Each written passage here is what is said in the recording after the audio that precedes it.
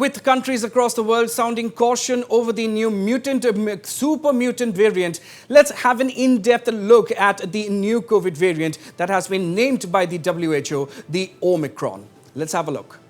All right, what is Omicron? Well, Omicron is the most recently discovered variant of the coronavirus that has been discovered very recently, viewers, and is raising alarm bells across the country.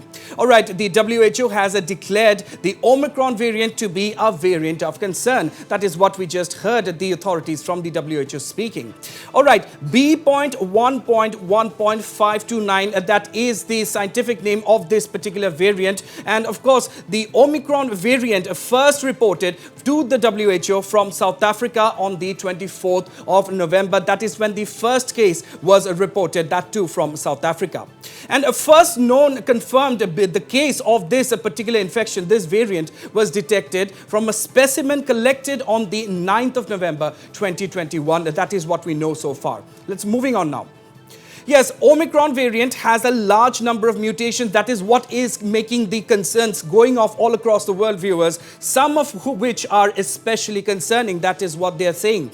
Preliminary evidence suggests that increased risk of reinfection with this super mutant variant is there as compared to all previous variants. And so what are the risks associated with this particular variant? Well, scientists have said that Omicron variant appears to have a high number of mutations in its spike protein, and of course, which means that it is a very highly transmissible, more transmissible in fact than all other preceding variants of the COVID virus.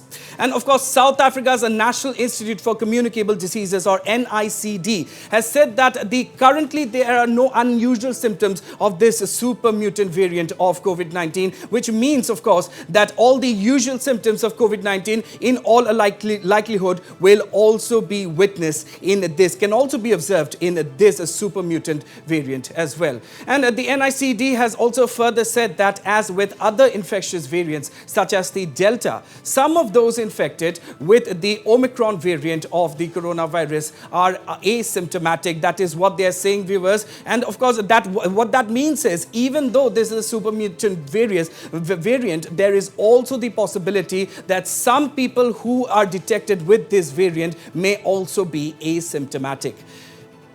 And of course, that brings us to the next big pertinent question here. Will the same test detect Omicron variant as well? According to the WHO, current SARS-CoV-2 PCR diagnosis continue to detect this variant as well. So that is something which can be, that we can rely on. And the variant can also be detected as far the usual COVID testing, the RT-PCR testing is concerned. They are sufficient to detect this particular variant as well. So what can countries and individuals actually do in such a situation?